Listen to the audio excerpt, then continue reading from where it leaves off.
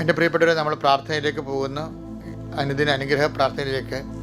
ഇത് വലിയൊരു മഹാ ബ്ലെസ്സിങ് ആയിട്ട് കരുതണമേ. കാര്യം ഇങ്ങനെ എല്ലാ ദിവസവും ഒരു അനുഗ്രഹം കിട്ടി നമ്മൾ ഒരുമിച്ച് പ്രാർത്ഥിച്ച് പോകാൻ കഴിയണത് ദൈവത്തിൻ്റെ സംരക്ഷണം നമുക്ക് ലഭിക്കാനുള്ള ഏറ്റവും വലിയ മാർഗമാണ്. കർത്താവിൻ്റെ ഉന്നതമായ നാമത്തിന് സ്വസ്ഥം ചെയ്യുന്നു. ഇന്നത്തെ ദിവസം ജനുവരി 11 ശനിയാഴ്ച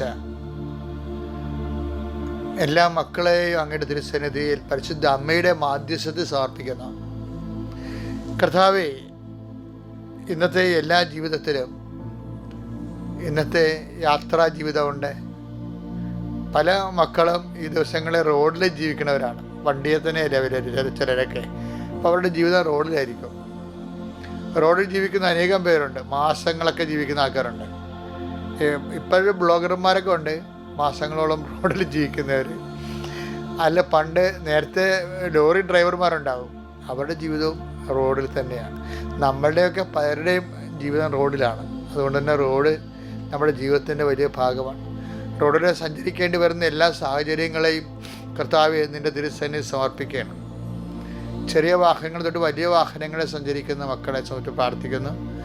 തിരക്കിൽ സഞ്ചരിക്കുന്നവരുണ്ട്. ഈശോയെ, സഞ്ചരിച്ച് കഴിയുമ്പോൾ തിരക്ക് കൂടി വരികയും നമ്മൾക്ക് എത്തേണ്ട സ്ഥലത്ത് സമയത്തിൻ്റെ പ്രശ്നങ്ങളുണ്ടാകുകയും നമ്മുടെ കൺട്രോൾ പോവുകയും ചെയ്യുന്ന സമയമുണ്ട്. കർത്താവെ, അങ്ങനെയുള്ള എല്ലാ സാഹചര്യങ്ങളിലും എതിരെ വരുന്ന വാഹനങ്ങളെ സംബന്ധിച്ച് പ്രാർത്ഥിക്കുന്നു. കുറുകെ വരുന്ന വാഹനങ്ങളെ സംബന്ധിച്ച് പ്രാർത്ഥിക്കുന്നു. കർത്താവെ, യാത്ര തുടങ്ങി തിരിച്ച് വീട്ടിലെത്തുന്നതുവരെ സ്വസ്ഥവും സുരക്ഷിതവും സമാധാനത്തോടെ തിരിച്ചെത്താൻ നിങ്ങളുടെ യാത്രകളെ പരിശുദ്ധമ്മ ദേവമാതാവിനെ ഏൽപ്പിക്കുന്നു. നിങ്ങളുടെ വാഹനങ്ങളെ ഏൽപ്പിക്കുന്നു. അത് കൈകാര്യം ചെയ്യുന്ന എല്ലാ സമയങ്ങളെയും സമർപ്പിച്ച് പ്രാർത്ഥിക്കുന്നു. കർത്താവിൻ്റെ കാരണം പിന്നെ നിങ്ങളുടെ യാത്രയുടെ ലക്ഷ്യങ്ങൾ 100 പേരുണ്ടെങ്കിൽ 100 ലക്ഷ്യങ്ങളിലേക്കാണ് യാത്ര ചെയ്യണത്. ചിലപ്പോൾ അവിടെ കഴിവ് കൊണ്ട് ചെയ്യാൻ പറ്റുന്നതായിരിക്കാം. അമിതമായി അവിടെ കഴിവിനെ ആശ്രയിക്കും. അത് നടക്കാതെ വരുമ്പോൾ നമ്മുടെ ദിവസവും പോകും, സമയവും പോകും. കർത്താവെ, യാത്രകൾ ദൈവത്തിൽ ആശ്രയിച്ചുകൊണ്ട് യാത്ര ചെയ്യാനുള്ള കൃപ അങ്ങനെ മക്കൾക്ക് നൽകണമെന്ന് പ്രാർത്ഥിക്കുന്നു.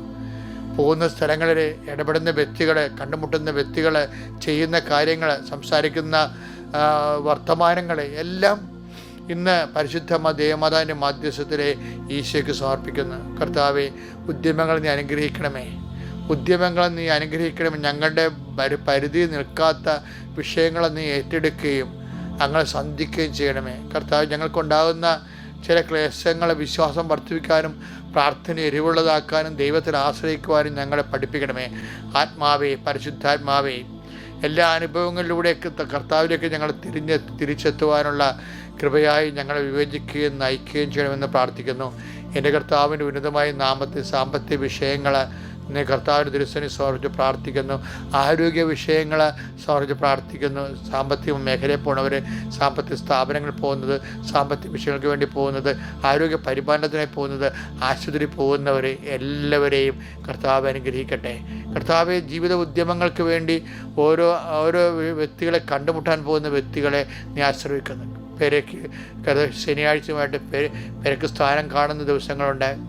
സ്ഥാനം കാണുന്നവരുണ്ട്, പെരുപണി തുടങ്ങുന്നവരുണ്ട്, അടുക്കളപ്പണി വർക്ക് ഏരിയ തുടങ്ങുന്നവരുണ്ട്.